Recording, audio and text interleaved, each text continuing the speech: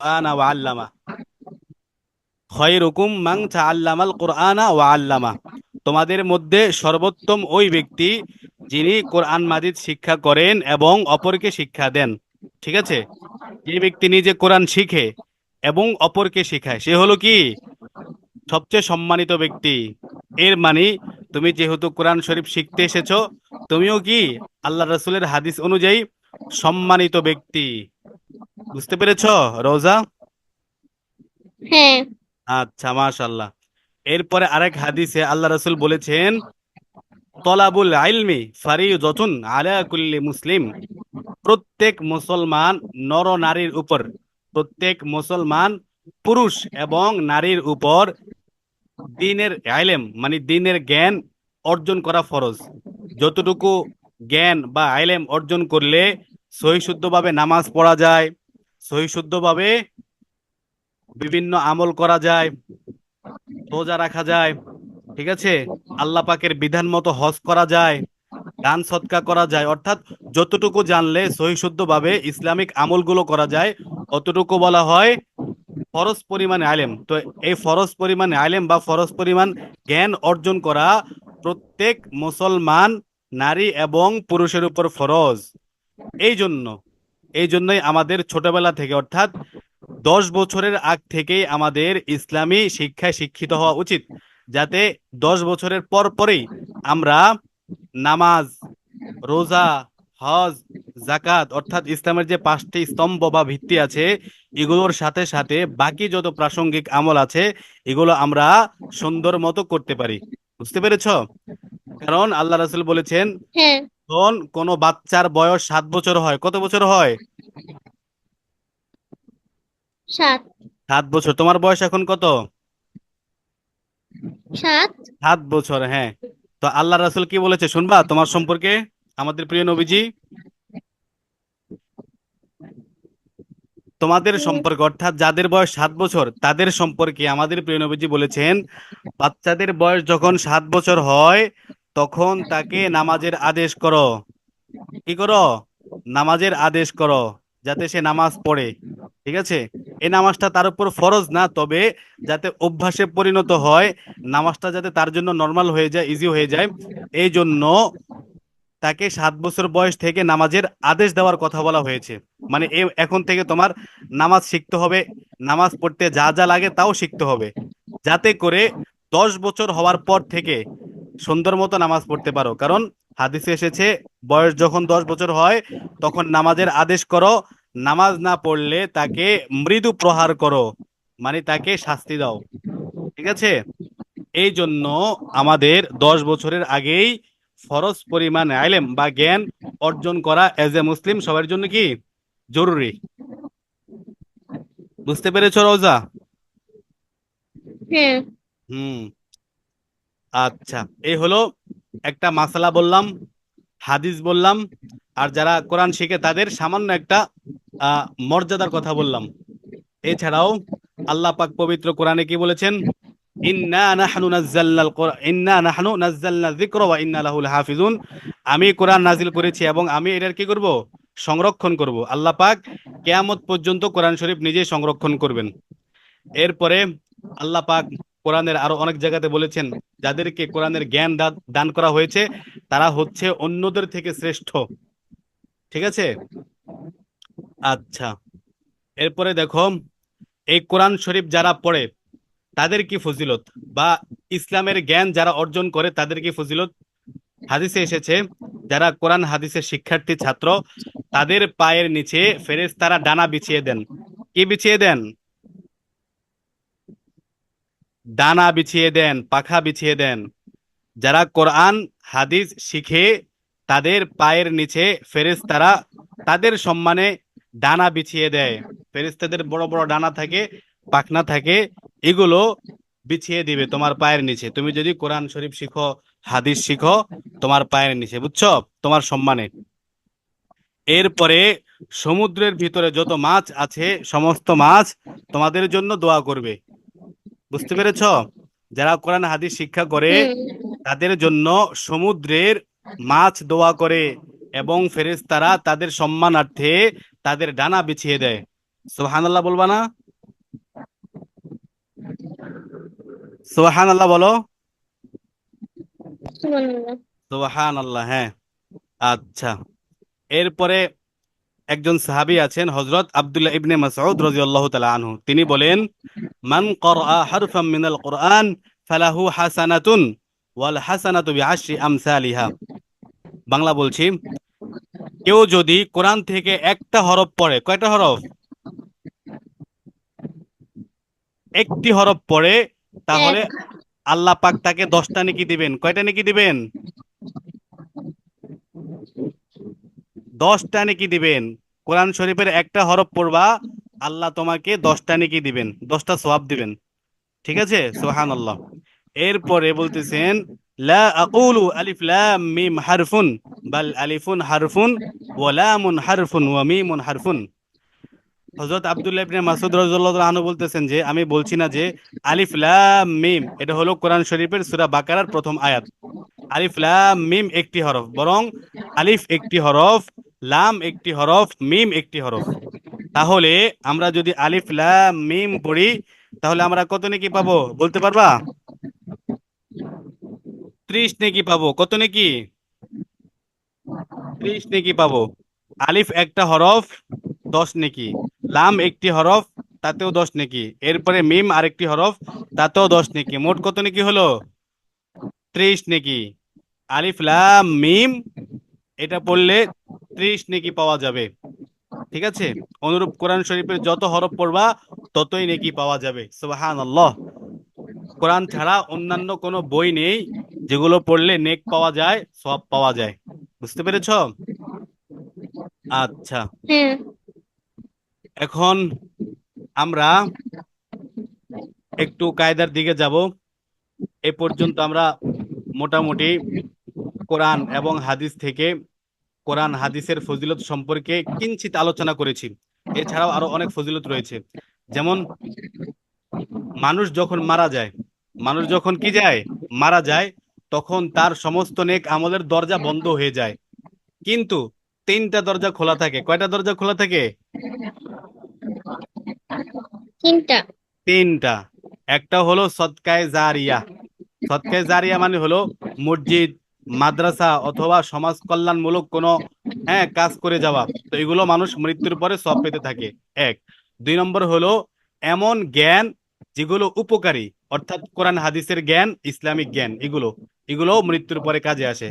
3 নম্বরে হলো এমন সন্তান, এমন নেক সন্তান যে তার পিতামাতার জন্য দোয়া করে। এই 3টা জিনিসই কি থাকে? মানুষ মারা যাওয়ার পরে এই 3টা জিনিসেই মানুষের মৃত্যুর পরে কাজে লাগে। ইদা মাতাল ইনসান ইনকতা আমালু ইল্লা মিন সালাসা, মিন সাদকাতিন জারিয়াহ ওয়া ইলমুন ইউনতাফাউ বিহ ওয়া ওয়ালাদিন সালিহিন ইয়াদউ লাহ। ঠিক আছে, মানুষ যখন মারা যায় তখন তার সমস্ত নেক আমলের দরজা বন্ধ হয়ে যায়, তবে 3টি দরজা খোলা থাকে। একটা হলো সদকায়ে জারিয়া, আর একটা হলো এমন আলেম যা উপকারী, আর 3 নাম্বার হলো নেককার সন্তান, অর্থাৎ তোমার মতো সন্তান যারা কোরআন হাদিস শিখে শিখে মা বাবার জন্য দোয়া করে। ঠিক আছে, এই দোয়াটা তাদের জন্য কাজে আসবে। সুবহানাল্লাহ।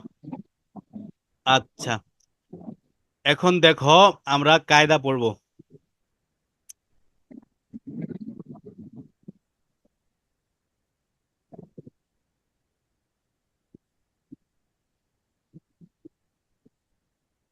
রোজা কি আমার কথাগুলো বুঝতে পেরেছো এতক্ষণ যা বললাম? রোজা, হুম। কি বুঝছো? হ্যাঁ। সব বুঝছো নাকি অল্প অল্প বুঝছো? বুঝছি। যাক, মাশাল্লাহ। বলো তো আরবি হরফ কতটি?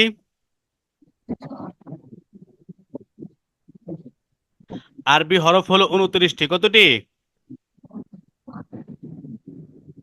29টি, 29। বলো তো আরবি হরফ কতটি? 29টি। বলো তো আমার সাথে, আরবি হরফ 29টি। রোজা বলো, আরবি হরফ 29টি।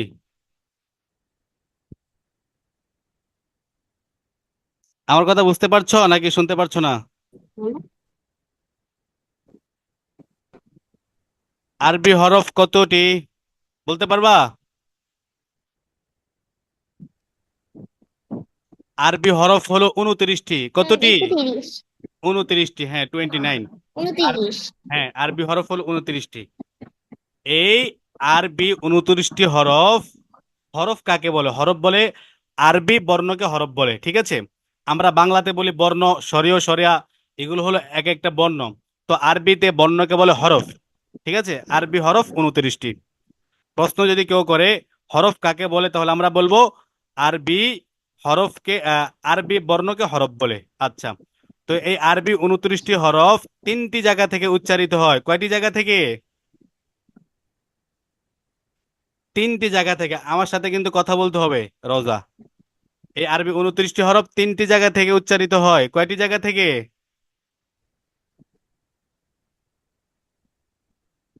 তিনটি জায়গা থেকে, বলো। 3টি। হ্যাঁ, তিনটি জায়গা থেকে উচ্চারিত হয়। মাশাল্লাহ। একটা হলো গলা, ঠোঁট, জিহ্বা। গলা, ঠোঁট, জিহ্বা, এই তিনটি জায়গা থেকে এই 29টি হরফ উচ্চারিত হয়। গলা, ঠোঁট, জিহ্বা, বলো তো। গলা, ঠোঁট, জিহ্বা, বলতে পারবা? গলা, ঠোঁট, জিহ্বা, এই তিনটি জায়গা থেকে এই 29টি হরফ উচ্চারিত হয়। অর্থাৎ গলা থেকে, দুই ঠোঁট থেকে এবং মুখের ভিতরে জিহ্বা থেকে এই 29টি হরফ উচ্চারিত হয়। বুঝতে পেরেছ, রোজা? হ্যাঁ। আচ্ছা। আর এই 29টি হরফ তিন ভাবে পড়া যায় মূলত। এই 29টি হরফকে তিন ভাবে পড়তে হয়। অর্থাৎ এই 29টি হরফের ভিতরে কিছু হরফ দ্রুত পড়তে হয় টান ছাড়া, ঠিক আছে? দ্রুত পড়তে হয় টান ছাড়া, যেমন আলিফ, হামজা, এই দুইটি হরফ টান ছাড়া পড়তে হয়। আর কিছু হরফ এক আলিফ টেনে পড়তে হয়। কয় আলিফ টেনে পড়তে হয়? 1। এক আলিফ টেনে পড়তে হয়, যেমন বা, তা, তা, ইত্যাদি, ঠিক আছে? এরপরে আর আরো কিছু হরফ তিন আলিফ টেনে পড়তে হয়। কয় আলিফ টেনে পড়তে হয়? 3। তিন আলিফ, যেমন জিম, শিন, সদ ইত্যাদি। এটা অনেকে জানে না বা অনেকে বলেও না, ঠিক আছে? কোন হরফ তো, হরফ তো ঠিকই পড়ে, কিন্তু কোন হরফ কয় আলিফ টেনে পড়তে হয় বা কতটুকু টেনে পড়তে হয়, এটা অনেকে জানে না বা বলে না। আচ্ছা, আমরা ইনশাল্লাহ সবকিছু বিস্তারিতভাবে ইনশাল্লাহ আলোচনা করব সামনের ক্লাসগুলোতে। এখন দেখো, এখানে চিত্র সহকারে আমরা পড়ব। চিত্র সহকারে, অর্থাৎ কোন হরফটা কোন জায়গা থেকে সঠিকভাবে উচ্চারিত হয় সেটা আমরা, হ্যাঁ, প্র্যাকটিক্যাল দেখিয়ে এবং বুঝিয়ে এক একটা হরফকে খুব যত্নের সাথে এবং 100% শুদ্ধতার সাথে পড়ানোর চেষ্টা করবো ইনশাল্লাহ। ঠিক আছে? আজকে আমরা কয়েকটি হরফ তোমাকে পড়াবো, যেহেতু এটা ট্রায়াল ক্লাস। এই খেয়াল করো, এটা হলো আলিফ না? এখানে আলিফ, এখানে হুম। দেখো কি লিখেছে, মুখের খালি জায়গা হইতে উচ্চারিত হয়। আলিফ উচ্চারিত হয় মুখের খালি জায়গা হইতে, ঠিক আছে? আলিফটা উচ্চারিত হয় কোথা থেকে? মুখের খালি জায়গা হইতে, ঠিক আছে? খালি জায়গায়। হ্যাঁ, আমার হ্যাঁ। সাথে বলো তো, আলিফ, আলিফ। আলিফ, আলিফ। আলিফ। আলিফ। হ্যাঁ, বলেছিলাম কিছু হরফ দ্রুত পড়তে হয় টান ছাড়া, এর ভিতরে একটা হলো আলিফ। আলিফটা দ্রুত পড়তে হবে। আলিফ, আলিফ। আলিফ, আলিফ। আলিফ। আলিফ। আচ্ছা, এরপরে দেখো বা। এই বাটা উচ্চারিত হবে দুই ঠোঁটের ভিজা জায়গা হইতে। আমাদের ঠোঁট হলো দুইটা, ঠিক আছে? একটা হলো উপরের ঠোঁট আর একটা হলো নিচের ঠোঁট। হ্যাঁ, আর এই দুই ঠোঁটের ভিতরে অংশ হলো দুইটা অংশ। একটা হলো শুকনো অংশ অর্থাৎ উপরের ঠোঁট, আর একটা হলো ভিজা অংশ অর্থাৎ ভিতরের ঠোঁটটা। তো বাটা উচ্চারিত হবে দুই ঠোঁটের ভিজা অংশ থেকে। ঠিক আছে, আমরা নর্মালি যেমন থাকি তেমনই থাকবো, অর্থাৎ আমরা তো এমন থাকি, আমাদের দুই ঠোঁট এভাবে থাকে সবসময় মিলানো। তো বা উচ্চারণ করার সময় ঠোঁটটা এমনই থাকবে, শুধু একটু ফাঁকা করতে হবে। যেমন বলো তো, বা,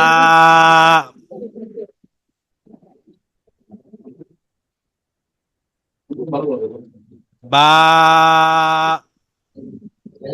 বা, বা হবে একালিপ্টান, বা, বা, বা, বা, বা, বা, বা হবে দুই ঠোঁটের ভিজা অংশ থেকে, হ্যাঁ, দুই ঠোঁটের ভিজা অংশ একসাথে মিলে।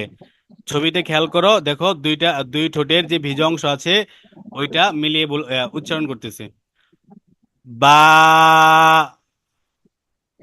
বা, বা, বা, আচ্ছা, মাশাআল্লাহ, সুন্দর হয়েছে তোমার।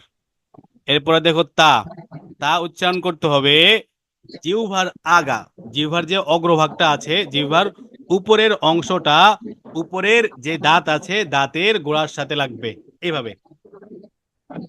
তা,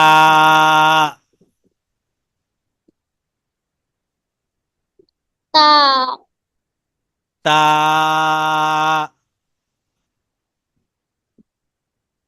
তা, তা,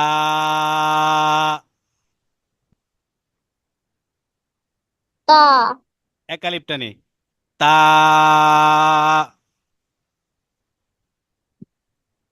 তা, আচ্ছা।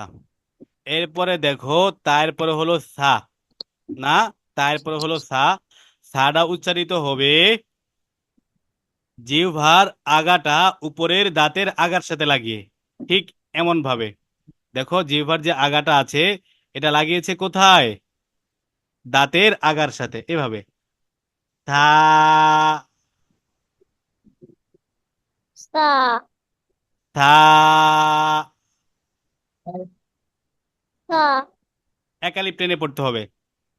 সা, সা, সা, সা, আচ্ছা। তো আজকে আমরা চারটা হরফ দেখালাম, ঠিক আছে, চারটা হরফ দেখালাম। তো আমরা সামনে যদি ক্লাস করি তাহলে ইনশাল্লাহ আমরা ধারাবাহিকভাবে সুন্দর করে সবগুলো হরফ শিখবো। বুঝতে পেরেছো? আচ্ছা, হ্যাঁ, ইনশাল্লাহ, হ্যাঁ। এরপরে তুমি কোনো সূরা পারো? রোজা, কোনো সূরা, ছোট কোনো সূরা হ্যাঁ, বলো তো, একটা সূরা। হ্যাঁ। একটা সূরা শোনাও যেটা পারো।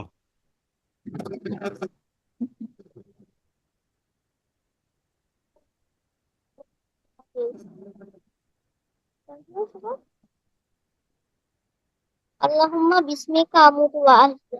আচ্ছা, মাশাআল্লাহ। এটা কোনো সূরা না, এটা হলো একটা দোয়া, ঘুমের দোয়া, হ্যাঁ। হ্যাঁ, এটা কি? এটা হলো ঘুমের দোয়া। মাশাআল্লাহ, তুমি তো দোয়াটা পারো, খুব ভালো। আচ্ছা, সূরা হলো কোরআনের যে সূরাগুলো আছে, হ্যাঁ, কোরআনের যত সূরা আছে এগুলো হলো কি সূরা। কোরআনে যেমন সূরাতুল ফাতিহা, সূরাতুল ফিল, সূরাতুল কুরাইশ, তো এগুলো হলো সূরা। আলহামদুলিল্লাহ রব্বিল আলামিন, এগুলো হলো সূরা। তো আজকে আমরা ছোট্ট একটা সূরা পড়ি না? তুমি সূরা ফাতিহা পারো? সূরা ফাতিহা, উম, কোনটা? আলহামদুলিল্লাহ রব্বিল আলামিন। পারি। আচ্ছা, এটা আমার কোন সাথে, আয়াতটা পড়ি? আচ্ছা পড়ো তো দেখি। আলহামদুলিল্লাহি রাব্বিল আলামিন আর রহমানির রহিম মালিকি ইয়াউমিদ্দিন ইয়্যাকা না'বুদু ওয়া ইয়্যাকা নাস্তাঈন ইহদিনাস সিরাতাল মুস্তাকিম সিরাতাল লাযীনা আন'আমতা আলাইহিম গায়রিল মাগদুবি আলাইহিম ওয়ালাদ-দাল্লিন আমিন। মাশাআল্লাহ, অনেক দ্রুত বলেছো না? আরো সুন্দর হয়েছে, তবে আরো ধীরে ধীরে বলতে হবে, সুন্দর করে বলতে হবে, সহি শুদ্ধভাবে বলতে হবে। আমার সাথে পড়ো তো, একটা আয়াত পড়বা। أعوذ بالله من الشيطان الرجيم.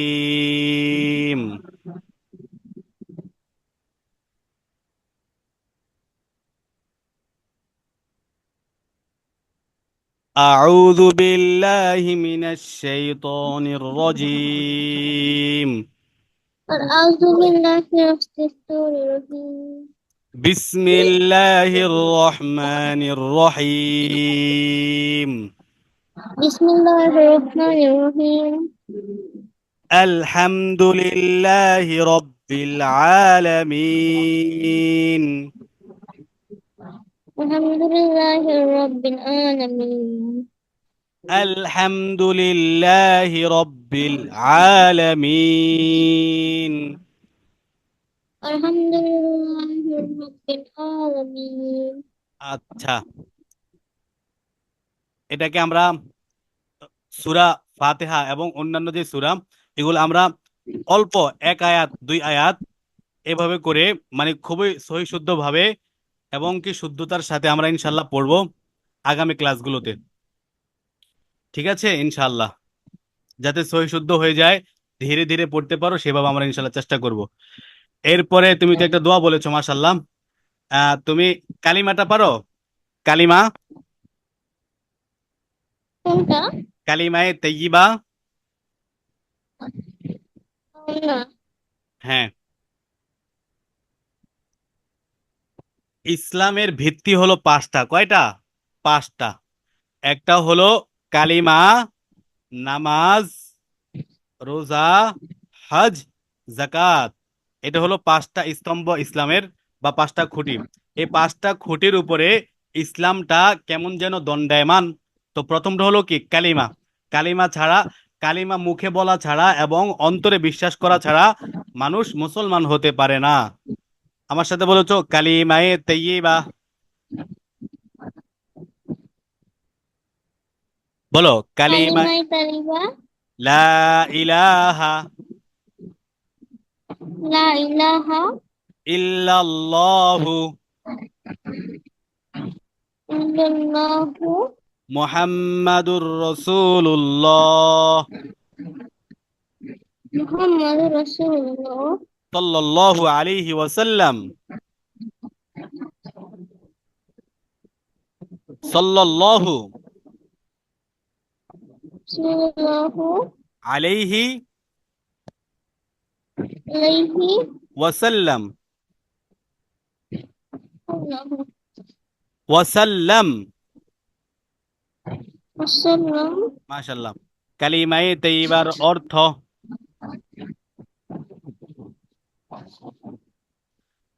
কালিমায়ে তাইয়্যিবার অর্থ, কালিমা তাইয়্যিবার তাইয়্যিবার অর্থ,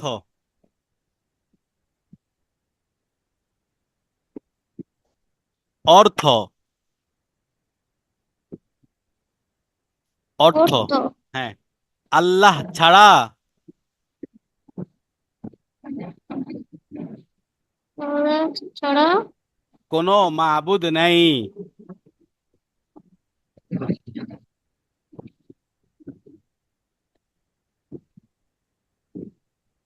কোনো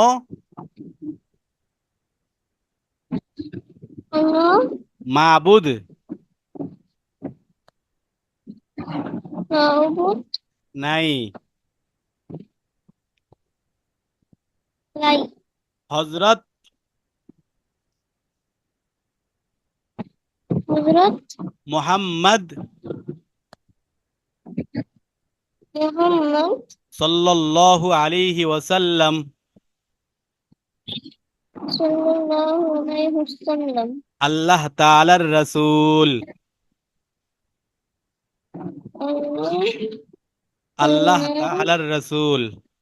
হুম। আল্লাহ তাআলা হ্যাঁ, ইনশাল্লাহ আমরা আগামী ক্লাসগুলোতে এটা আমরা আরো ভেঙে ভেঙে সময় নিয়ে ইনশাল্লাহ পড়াবো, যাতে মুখস্থ না, তোমার ঠুটস্থ হয়ে যায়, মানে মুখস্থর থেকে আরো ভালো হয় ইনশাল্লাহ। এরপরে ইসলামিক ম্যানার। ইসলামিক ম্যানারের ভিতরে একটা অন্যতম ম্যানার হলো সালাম দেওয়া। কি দেওয়া? সালাম দেওয়া। এই সালামটা আমাদের জন্য খুবই গুরুত্বপূর্ণ এবং কি আমাদের দৈনন্দিন জীবনের একটা, মানে আমাদের একটা অবিচ্ছেদ্য অংশ, একটা অংশ সালামটা। আমরা মুসলমান হিসাবে এজ এ মুসলিম আমাদের এই সালামটা কি খুবই গুরুত্বপূর্ণ। আসসালামু আলাইকুম ওয়া রাহমাতুল্লাহ। আসসালামু আলাইকুম বলে যদি আমরা কাউকে সালাম দিই তাহলে 10 নেকি, ওয়া রাহমাতুল্লাহ যোগ করলে আরো 10 নেকি, 20 নেকি, ওয়া বারাকাতুহু পুরাটা বললে 30 নেকি। অর্থাৎ আসসালামু আলাইকুম ওয়া রাহমাতুল্লাহি ওয়া বারাকাতুহু এতটুকু বললে 30 নেকি পাওয়া যায়। ঠিক আছে, শুধু আসসালামু আলাইকুম বললে 10 নেকি, আর আসসালামু আলাইকুম ওয়া রাহমাতুল্লাহি ওয়া বারাকাতুহু পুরোটা বললে 30 নেকি পাওয়া যায়। সালাম যারা দেয়, যারা আগে আগে সালাম করে, তাদের অন্তর হিংসা থেকে, বিদ্বেষ থেকে, অহংকার থেকে মুক্ত থাকে এবং নেকি পায়। এবং যাকে সালাম দেয় সে তাকে ভালোবাসে, মহব্বত করতে বাধ্য হয়। আমাদের নবীজি এত সম্মানিত হওয়া সত্ত্বেও তিনি সবাইকে আগে আগে সালাম দিতেন, এমনকি ছোট বাচ্চাদেরকেও আগে আগে সালাম দিতেন। সুবহানাল্লাহ। সালামের সূচনা হয় হজরত আদম আলাইহিস সালাম থেকে। আল্লাহ পাক যখন আমাদের আদি পিতা হজরত আদম আলাইহিস সালামকে সৃষ্টি করেন, সৃষ্টি করার পর তাকে বলেন ফেরেশতাদের কাছে যাও, গিয়ে তাদের সাথে সাক্ষাৎ করো। তখন তিনি তাদের কাছে গিয়ে বলে আসসালামু আলাইকুম ওয়া রাহমাতুল্লাহ। তখন থেকে আল্লাহ পাক এই সালামকে আমাদের জন্য নির্ধারণ করে দেন। ঠিক আছে, তো সালামের ক্ষেত্রে আসসালামু আলাইকুম, মিমের পেশটা এবং আইনটা সহি শুদ্ধভাবে উচ্চারণ করতে হবে। আসসালামু আলাইকুম ওয়া রাহমাতুল্লাহি ওয়া বারাকাতুহু। আর উত্তরের ক্ষেত্রে সেম শব্দগুলাই বলতে হবে, ওয়া আলাইকুমুস সালাম ওয়া রাহমাতুল্লাহি ওয়া বারাকাতুহু। ঠিক আছে, আর এটা হলো ইসলামিক ম্যানার শিখ বললাম। এরপরে মাসালা বললাম, এরপরে হাদিস বললাম। ঠিক আছে, সূরা বললাম, আর দোয়া তো তুমি বলেছো।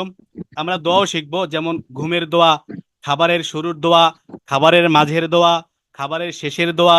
ঠিক আছে, এরপরে পানি খাওয়ার দোয়া, রাস্তায় হাঁটার দোয়া, সমতল ভূমিতে চলার দোয়া, উপরে ওঠার দোয়া, নিচে নামার দোয়া, বাথরুমে যাওয়ার দোয়া, বাথরুম থেকে আসার দোয়া। আমাদের প্রিয় নবীজি সমস্ত কাজে দোয়া পড়তেন। ঠিক আছে, এই সবগুলো দোয়া আমরা ইনশাল্লাহ ধারাবাহিকভাবে আস্তে আস্তে আমাদের ক্লাসগুলোতে শিখবো। বুঝতে পেরেছো রওজা? হ্যাঁ। হ্যাঁ, অর্থাৎ তোমার ধারণ ক্ষমতা অনুযায়ী, তোমার সাইকোলজি অনুযায়ী তুমি যতটুকু গ্রহণ করতে পারো অতটুকুই আমরা আমাদের সর্বোচ্চ চেষ্টা দিয়ে, হ্যাঁ, তোমাকে শেখানোর চেষ্টা করব, যাতে চাপ না পড়ে যায় এবং তোমার সময়টা যাতে নষ্ট না হয় সেই দিকে বিবেচনা করে, ইনশাআল্লাহ। তো আজকে আমাদের ক্লাস ডেমো ক্লাস যেহেতু, ট্রায়াল ক্লাস যেহেতু, এই জন্য আমরা মানে পুরোপুরিটা কিছুটা বা কিঞ্চিত আমরা এই কয়েক মিনিট ক্লাসের ভিতরে উপস্থাপনা করলাম। যখন আমাদের মূল ক্লাস শুরু হয়ে যাবে তখন এগুলা ইনশাল্লাহ আরো সময় নিয়ে আরো বিস্তারিত ভাবে আমরা পড়াবো ইনশাল্লাহ। আচ্ছা, ডেমো ক্লাস শেষ। এখন তোমাদের যদি বা তোমার যদি কোনো কথা বা পরামর্শ থাকে বলতে পারো।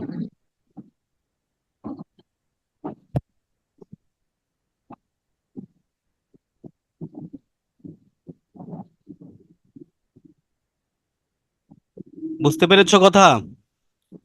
ক্লাস সম্পর্কে তোমার কোনো হ্যাঁ। অভিব্যক্তি, অনুভূতি, কোনো পরামর্শ, মন্তব্য থাকলে বলতে পারো, অথবা কোনো সাজেশন।